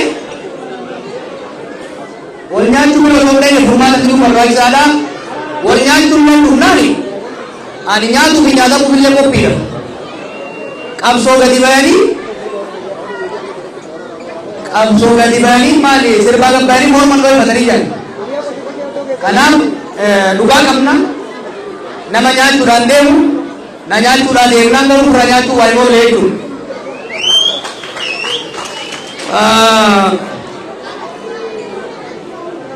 Kan biraa waa'ee milikaa kakaafte wanni akka milikaa uummata keenya miidhaa hin jiru. Biyya sanitti qaama lama uumamatu waan barbaade kana mala illee gaafatan namni. Abiy Ahmed inni milikaan humna lama. This is crazy, isn't it? Abiy ministeerri isa gaafatu hin jiru, paarlamaan isa gaafatu hin jiru, maallaqa biyyaa biliyoona 10 baasee masaraa ijaara paarlamaan ogaa gaafate na gaafachuu hin dandeessan jedhan. Milikaan dhufeeti mana keetii nyaatee kama ogaa eeggan hin qabamu namni na gaafatu hin jiru siin jedha. Milikaaf Abiy dhabe biyyi dhugaa jirti. Kanaaf Abiy Firaaw kana milikaa ta'uu namarraa dhaabuu qabu dirqama. This is a must. Irra hin jiru barbaachisu jechuudha. Ka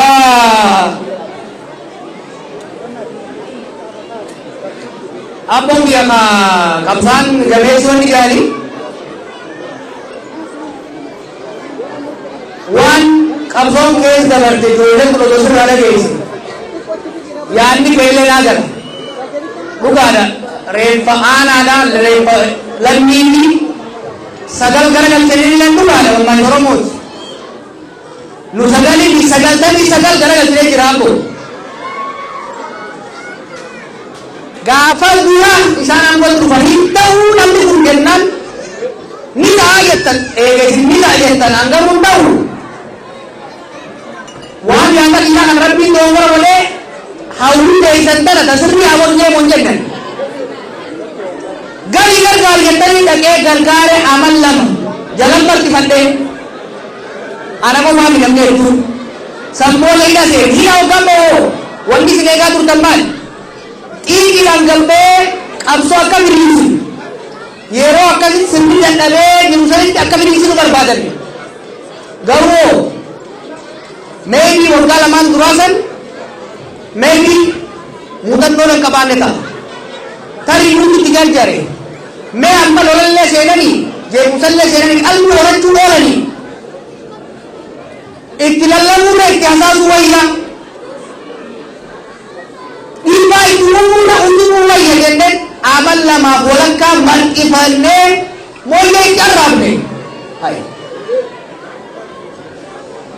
jarri guyyarraa guyyaan itti hammaachuun ala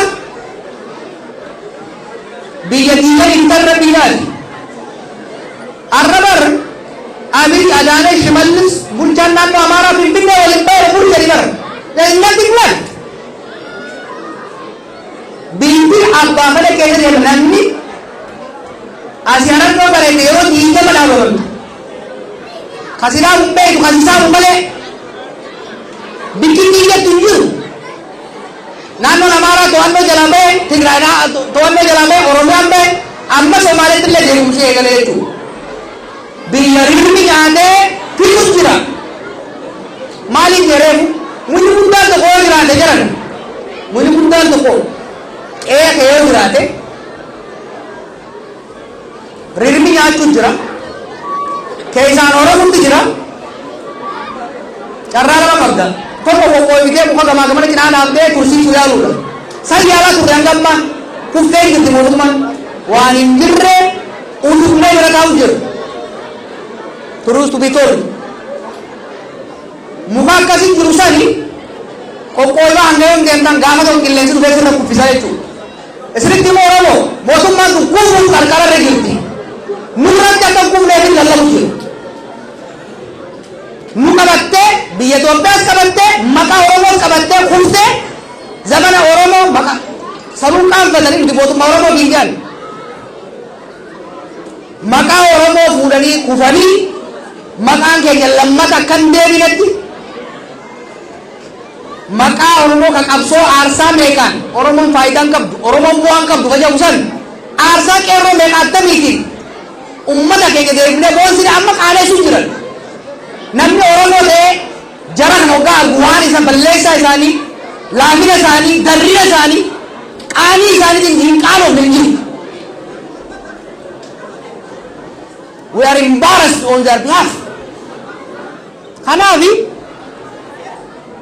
dhugaadha hamma tokko yaaluun dirqama. Humni ajaa'ibaa irraa muran jechuudhaaf murreellee dadhabu. Amma garuu hundi jalaa suwarni. Kana booda maqaa keenyaan daldaluu akka hin dandeenye isaan maaliifi we deserve better. Oromo deserves better.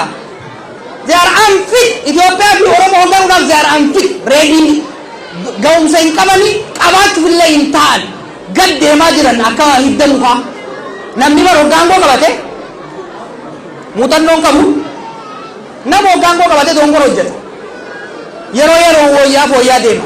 Kun jarri gad deema abataa gadaa. Hanga boolla taakkuu beekan qabuu isa eegu deema. Kana jechuun wanni dhiibu jiru. Warra qabsoo irratti miidhame rakkoon ijoollee amma warra jirtu hamaan jibba qabsoolaa qaban jibba keessattuu maqaa adda bilisummaa Oromoo jedhu jibbi isaan qaban dhufa keessa jira. One of the most damaging thing namni qabsoo keessa ture kaasaa fedhe itti maxxanee faarse ka isaan salphisanii ari'an malee nama tokko meenaa hima maqaan ta'u warra nu biraa gale hooggantoota adda bilisummaa Oromoo ka isaan jalan maxxifatee isaanii goree nu lolaa ture amma bara salphisaniiti kararra gataa jira jechuudha. Ati kan namni hin beekne ka Dadarii fi Jaajaa fi Daaroo Billiqaaf Daaroo Abboonnatti madaa'e ka achitti amma rakkataa jiru jechuudha.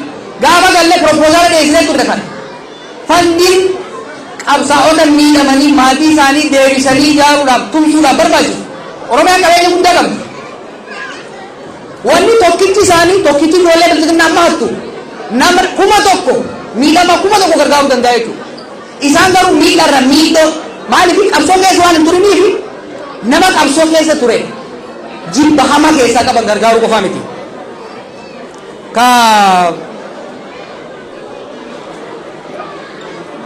Gaafin biraa shiftaa lamaan ka jetteef ka bosona galee bar seera ala jira. Shiftaan biyya rakkisaa jiru hunda caala shiftaa maqaa mangistii qabu. Shiftaa bosona galee waan qeedhaan hiimee caakkatti isa galche san furrees mana deeffanna san. Ijoollee keenya ka bosona jirtu ijoollee keenya qofa osoo hin ta'in ijoollee Amaaraa ijoollee naannoo adda addaa dhiibamanii bayan. I know these people ni beekaa bara ilaalcha garaagarummaa qabaachuu dandeenya. Ijoollee amma waboo jaamanis ijoollee faannoo jaamanis hedduu isaanii akka amma fintaaleeyyii jaanii warra itti ooman kanaa miti. Ilaalcha siyaasaa garaagaraa qabaachuu dandeenya. Garuu ijoolleen tuni ka Eertiraa turees ka bosona turees dhufeeti Abiy Ahmed jala siree qabaachaa ture waggaa tokko lamaaf. Samboota dirree siyaasaa dhiphatee namni jiinuu dadhabeet dhiifatee bosona gale. Shiftaa caakkaa jiru san waan caakkatti waan bosonatti isa galchisan furree qeetti deebinaa jechuudha. Siyaasaan biyyattii dirree irratti akka furamtu. Siyaasaan biyyattii afaan qawweetirra gara afaan warra siyaasaatti akka deebitu goona.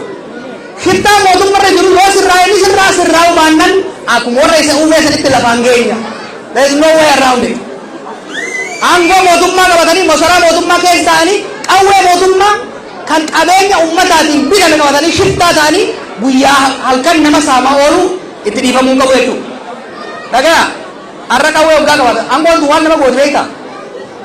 Onnee hin jirre nama akkamiiti? Gaafa na sallaa baradhu nama abbaa murtii tokko biratti hin baradha ture. Galgala waggaa jimaan jalaa dhumte na ergan. Shubbutii kan kennan. Shubbutii kan qabate dukkana sana keessa onneen wanni fedhee dhufe laala akka ajaa'iba kanatti hin deemu.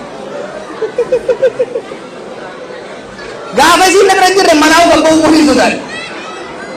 Gaafa tokko osoo akkasitti deemu kitaaba keessatti gartanii waraabessi bakka kanaa dhufee agarree qalee aanaa fi qawwee intalaa sallama caasee jechuudha. Dhagaa warri aangoo warra qawwee qabatee maal jedhu kuni warra isaan duraas irraa barachuu danda'uu qabu. Qawween hanga feetee jiraatte ummata oliiti. Ummata oliiti. Jaarraan baagadaa dur maal jedhu ummanni keenya kun tokko ta'ee ol bahee gaara Inxooxxoo irraa gaffincaannan mootii Haile Sillaasee kana daaraa godhaa jira. Qeerroon kanuma gootee bakka tokko taatee tutti fincaattee wayyaanee daaraa goote waan biraatti miti. Har'as taanan madaalli kamiyyuu sirni wayyaanee gara kana caala jabinaan paartii cimaa qaba, seekuritii cimaa qaba, diinagdee cimaa qaba, siyaasa cimaa qaba. Jarri kun seekuritii qaban, diinagdeen qaban, paartiin qaban. Nu Oromootu asiin isaan ga'e. Nuti sureerra isaan kaa'e, nus siree isaan jala qabaa ture jechuudha. Yoo sirraa ulfaata waan biraan oolu jaluma qabuu dhiibee irraa gadhiifna wanni biraan dhufu jechuudha. Dhimma federaalizimii dhimma filannoo kun hundi itti dhufna. Beekumsa qabna Oromoon beekumsa qaba uummata sirnaan bulu, uummata aadaan bulu, uummata dimokiraasiin bulu. Oromiyaas tahaqa ummatoota isii keessa jiru eegu Oromoo qofa osoo hin ta'in sablammoota isii keessa jiru. Itoophiyaas ummanni bara abdii akka nurraa qabaachaa ture 2018. It was not just about Oromos. Sabaaf sablammiin nu wajjin cunqurfamaa cafaqamaa ture. Amma booda ummanni cunqurfame kuni ummanni Oromoo kun akka keenyatti ilaalaa cunqursaa beeka. Kana booda miidhaan nurraa dhumtii jedhaniitu abdii mul'achaa ture jechuudha. Abdii san nyaatte ijoolleen ture. Kabiraaniisi ummanni murni isaan keessaa bahe yeroo adda addaatti nu miidhaa tureewu amma booda miidhaan ni dhaabalti araaraan nageenuuf nageenii yaadaa turan jechuudha. Mismanagement of the transition kana koo kana hundumatti uume. Kanaaf sirna ummatoota Itoophiyaatiif ta'u marii marabbaadhaan ilaameedhaan ummatoota hogganoota isaanii wajjin mari'annee sirna ummata keenyaafis ummata biraafis ta'u jaaruu qabnaa jaaruus ni dandeenyaa jechuudha. Kabiraa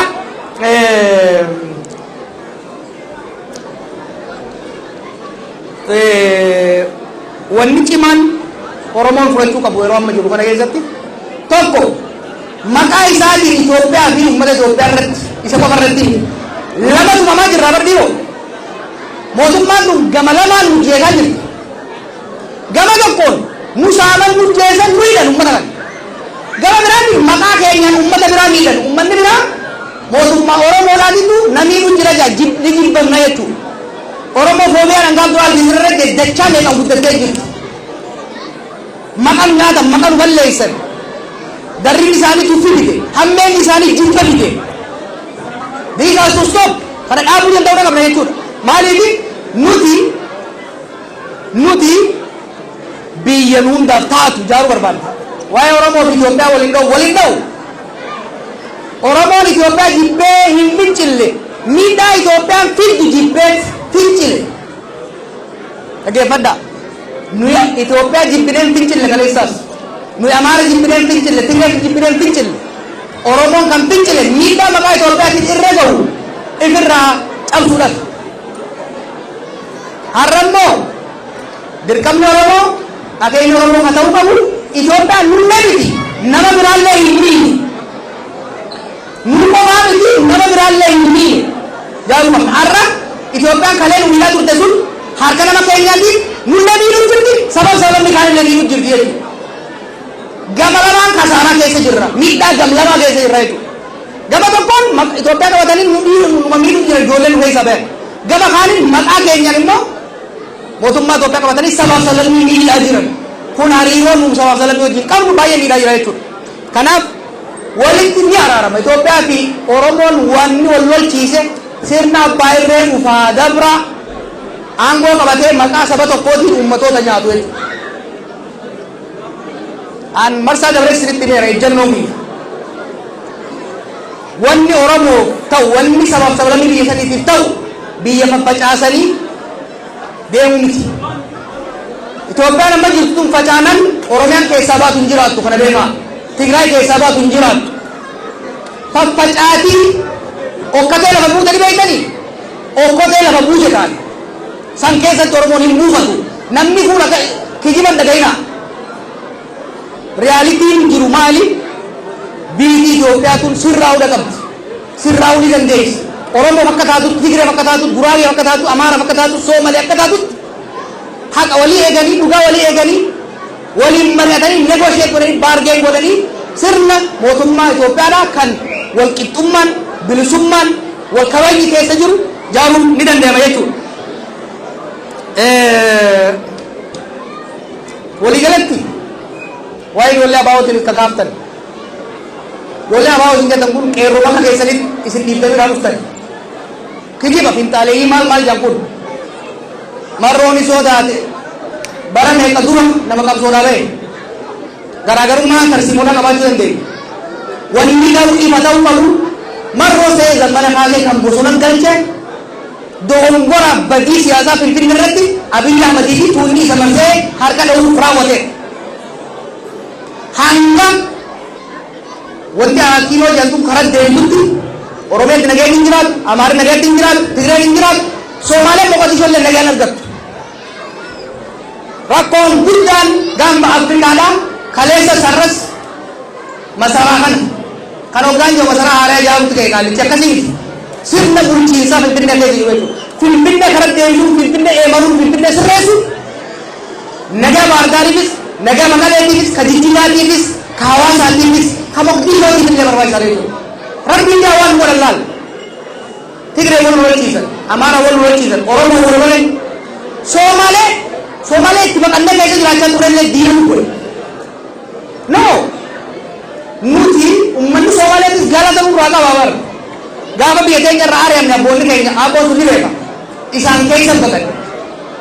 Wanni bishaan rabbi uume nuufillee isaaniifillee ni gahe. Akka isaaniifis fayyaditti akka nuuf fayyaditti tolchuu dandeenya.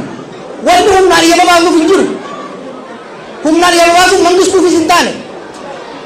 Maqaa keenyan immoo kun hayyamamuu qabu jechuudha. Kanaaf Itoophiyaa dimokiraatota ka haqa Oromoodhaa eegu, ta kabaja Oromoodhaa eegu, ta haqa Amaaraa eegu, haqa Somaalee eegu, haqa Harariidhaa eegu ni ijaarra ni dandeenya.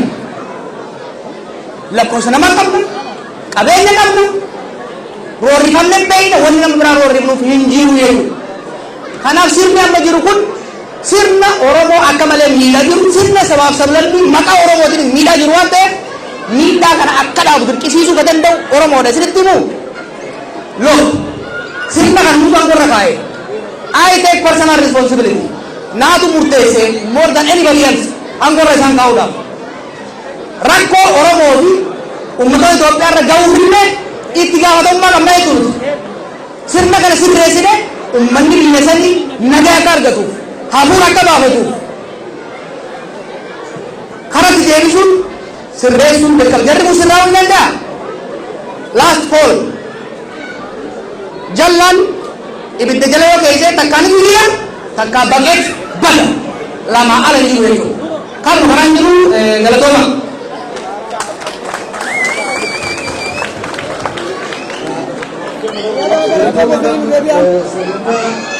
Garagaltee deeggarsa obboleessa isaanii Jawaar Mohaammed kitaaba isaa hin gaabbuudhaaf fidanii dhufan dubartoonni Arsii nurraa jalqabii gaarii keessaan dhufanii anillee isaan warreen jalqaba mee amila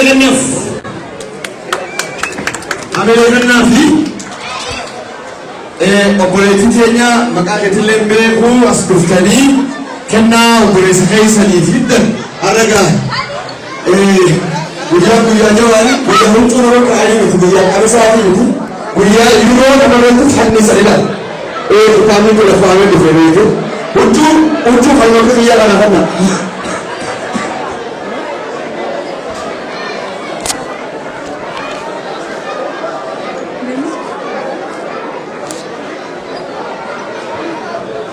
Ayat mau kita sentak betul tulis dua sekali lagi. Security tu, security. Sekarang security mesti berarti mau ini besok saya tulisan. Ini teka. Ya, karara. Ini pakai.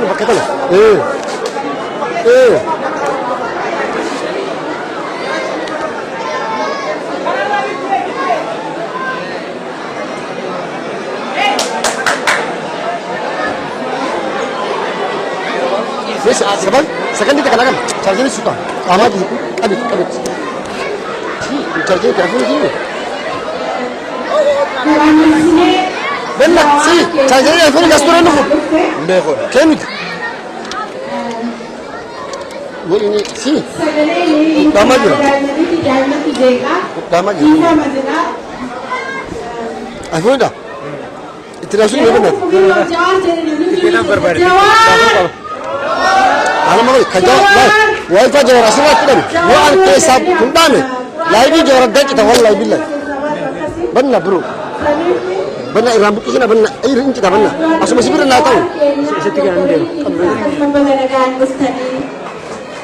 بغنا كان نجراتي بغا عمري نبرتي نولي تو كتاب كان عارف كوبسي هايو كنا يبتني كتاب كان ني كوبسي كتاب كان رات اي पैसा كان رات निर्माचो كنا बुझा ए पैसा बुझा जलकावा जर्मन केसति गोडने निर्माणना kan akka kiyatti ani maqaa kiyyaasiidha akka kiyatti baay'ee galatoma akka waddaa kennaatiille baay'ee gammallee jira kitaaba hayyuu kanaa bitanne waan hayyuun barreesse waan xiinxalaan kun barreesse irraa kitaaba kana dubbisnee seenaa kana hubannee akkasuma immoo durmayyuu hin beekna garuu immoo kitaaba kana harkaan qabannee dubbisuun kenna baay'ee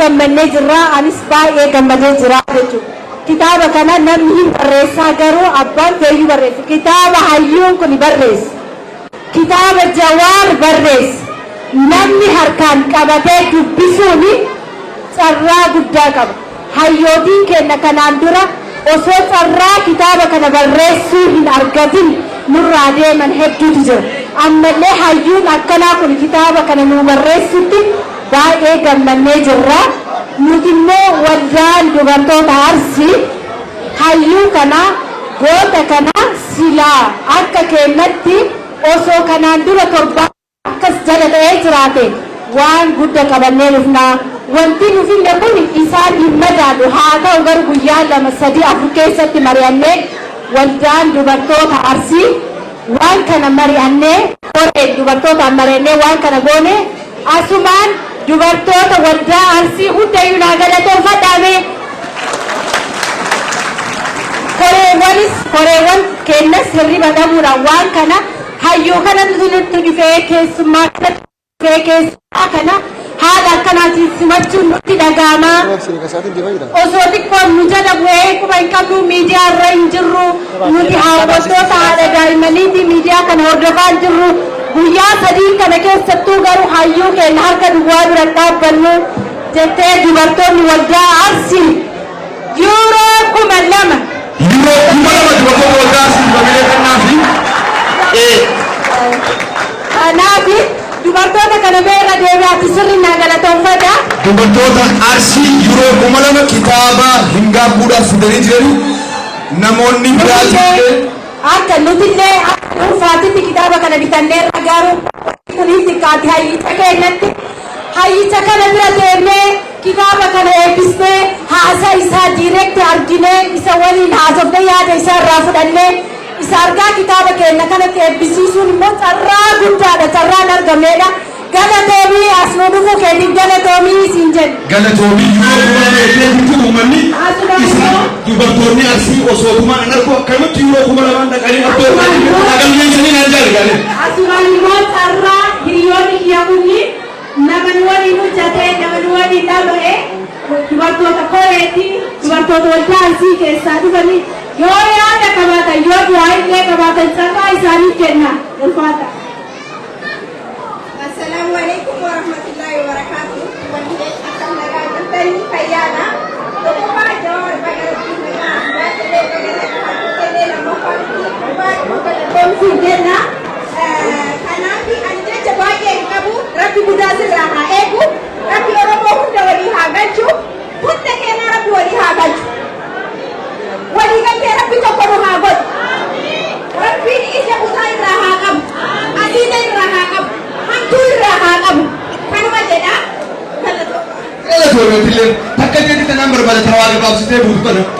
Assalamualaikum warahmatullahi wabarakatuh. Anile asa kita kami jawari bangga karena kita harus berjumpa pada kami kita mengerti ada libatin ada berresite ummata kiyyaa hin madaalaa jettee iddoo dhufeetii hedduu dhugoonsitee rabbii oromoo guutuu argamu haa galchuu galatoomii rabbii hundi sirraa haa eebbisu jenna rabbii baay'ee isaan qabu.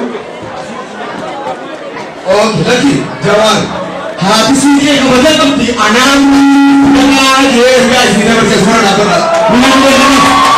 Jawar malee jenna. Haati siikee kabaja qabdi dubartiin kabaja qabdi. Hamilee Jawar. Hamilee dubartoota absee. Hamilee kennas. Ini kan bos sama guys.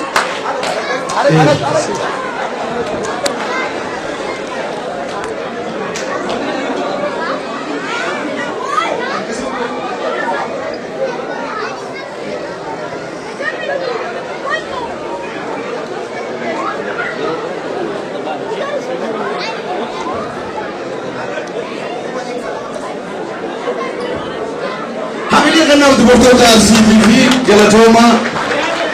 Ya. Ulfaata galatooma dubartoonni waldaa arsii baay'ee ulfaata galatooma baay'ee nama godhatu. Akkanumatti waldaaleen abuumaaleen yookiin gareedhaan namoonni keenya addaa eeggan dhiiftanii dura galatti sagantaa fudhachuudhaaf waan deemuuf gosoonni namoonni keenya eeggan keenya addaas kan kaasuu qabu haaluma kanaan bifumaan maal keenyaa keessan akka kennitan kabajaadhaan isin gaafadha jechuudha. Namoonni reefuu kana gama dhiiraatti illee dubbistanii jirtanii gizeedhaan sagantaan isaa gama dhiiraatti deemaa turte jechuudha.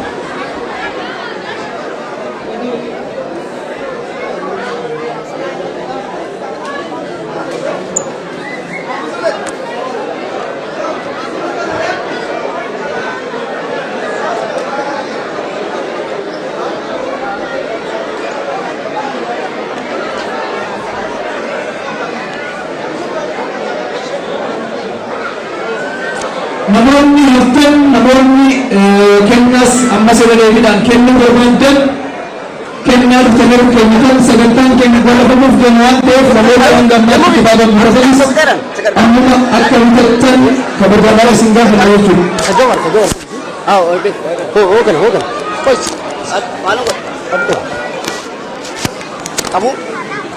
Okay, yeroon kennan afooshaaleen biyya Jarmanii Jawaariif kennaan loleetan yoo jiraatan koota eeguudhaanis galatoomaa jiraadhaa bareedaa guddarsu absuraawee afooshii jiru hojjechaa jiran. Okay. Ayyuu guddaa isaa abdii waabis torba tokkorra dhufaa jechuudha.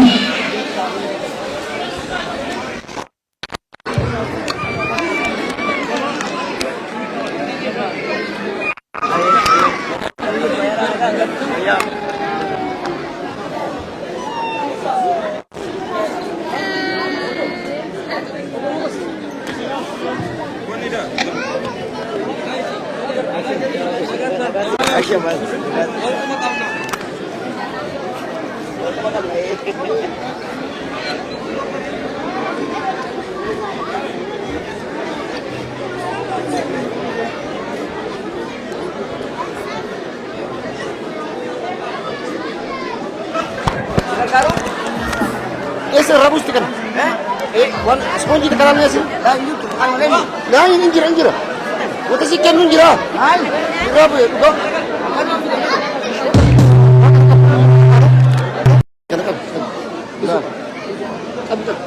Ben.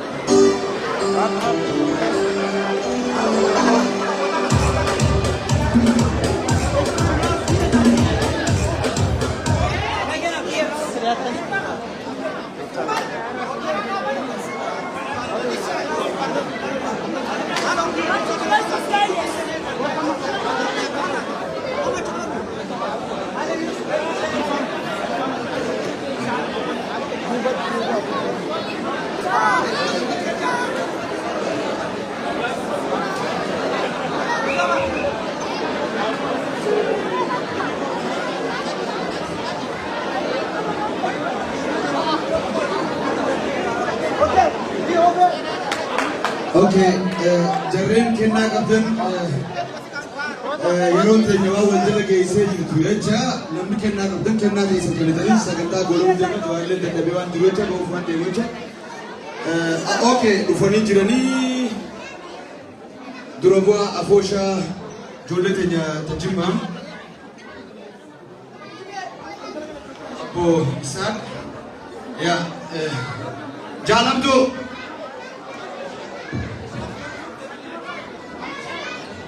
Okay, wala dhaggeeffannu dura bu'aa afoosha Jimmaa obbo Isaaq obboleessa keenya Jawaar Mohammad cinaa jirra jechuudhaan waan walitti qabatanii dhufan yaadaan mee irraa fudhadha afoosha Jimmaati familia kana obbo ayi.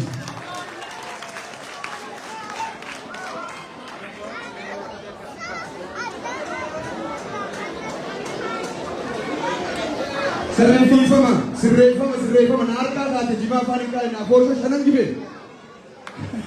Shanan gibee jamila kannaaf kaa'oo shanan gibee.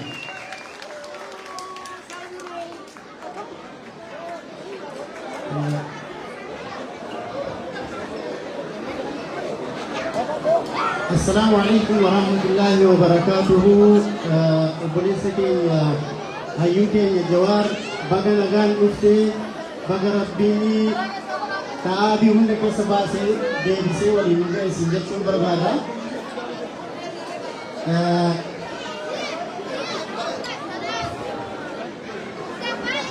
نوتي أهوشان شانجرين وكين أهوشي جولي جمع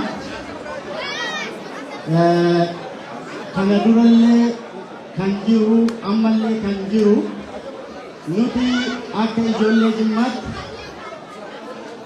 yeroo dheeraadhaaf biyya kana keessatti ijaarama maqaa Afoosha Ingibee jedhamuun ijaaramnee turre ammas akkasumatti jirra.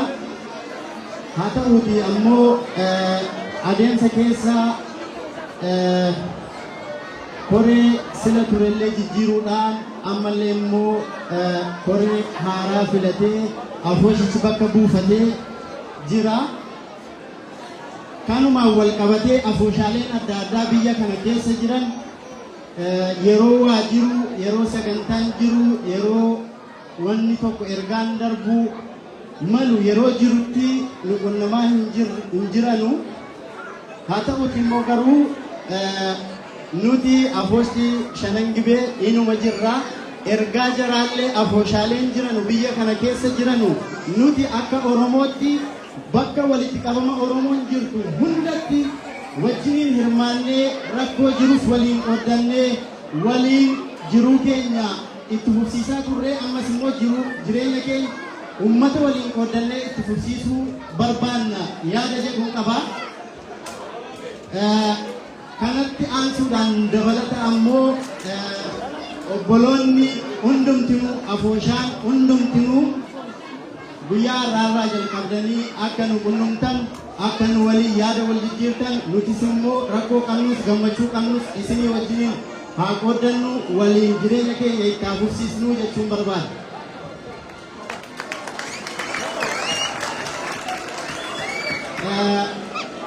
Dhumarratti immoo akka nam tokkotti ergaan obboleessa kiyya yookiin immoo dura bu'aa qeerroo abbaa keenya Jawaariif ergaan dhaammachuu barbaadu tokko yoo jiraate atis Abiyyis obbolaadha hundumti keenya namni hundinuu obbolaadha.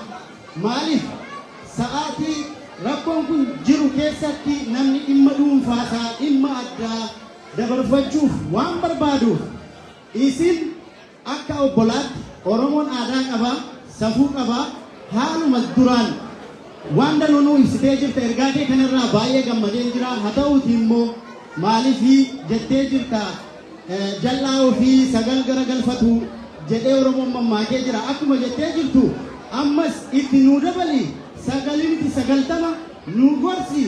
Sababa keessanii namni biraa immoo akka walitti hin buune amaanaa jechuun barbaada. Maaliif kaayyootu gargar nama qooda malee Oromoon tokko har'as tokko boris tokko jiruun Oromoo tokkummaadhumaan itti fufa yaada jedhu qabaa. Ulfaadhaa galatoomaa. Hamilee kanaaf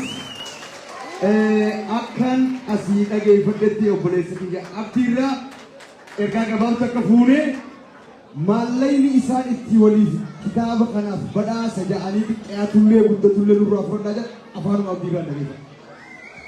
Birrii kuma tokko walitti qabnee guyyaa lama keessatti namoota muraasaa waan kana walitti qabnee kun immoo ta'uu kan danda'e koree kana qopheesse. Ishee nagaamu. Nagaaman tole ishee. Obboleessa keenya Jawaar Mohammad hayyuu keenya kabajamaa jaallatamaa yeroo dheeraa qabsoo Oromoo irratti dadhabdee aarsaa baay'ee itti kaffaltee haala dhibaataawaatiin immoo barreessitee fiddee hawaasa jaarmaanii kanaan ga'uu keetiin baga rabbiin si gargaaree ammas gara fuulduraatti rabbiin si wajjin jiraatu jechuun barbaada. Itti aansuudhaan hawaasa jaarmaanii hawaasa Oromummaa irraa duddubbatti hin deebine hawaasa hin qabu hin jenne hawaasa nan dadhabe hin jenne hawaasa karaa dheerate hin jenne hawaasa dhufee iddoo kanatti argamee Jawaar Mohammad jajjabeessuu galateeffachuu galma kana fakkaatu qopheessee koree kana qopheessanillee hawaasaa sitti argamellee galateeffachuu barbaanna.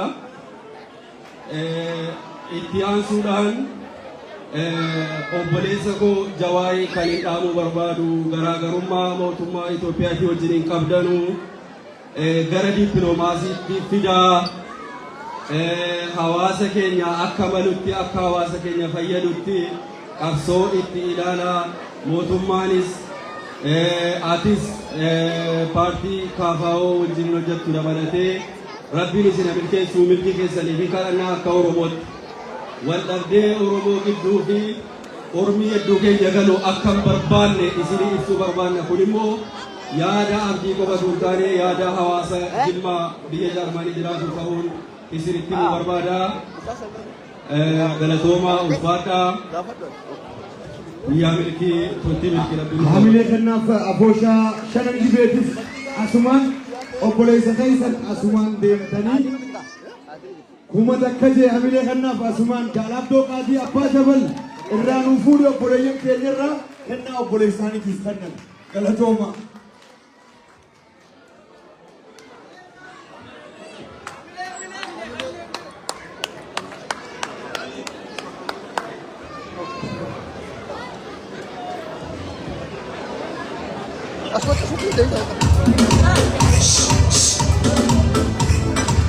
Bilisuma, bilisuma, wadabuma, mas wadabuma.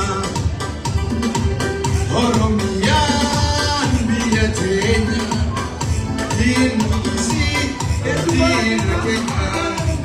Bilisuma, bilisuma, wadabuma, mas wadabuma.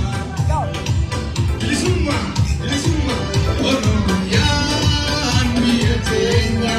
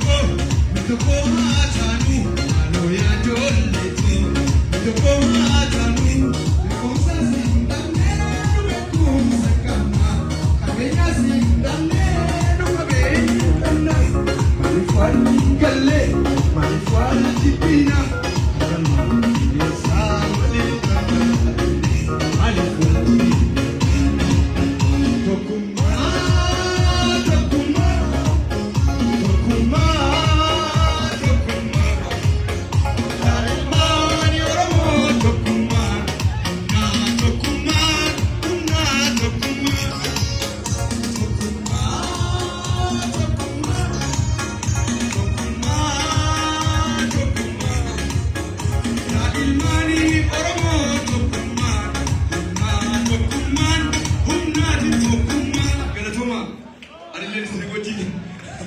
Ulfaadhu kabajamaa ulfaadhaa. Qophiin keenya kana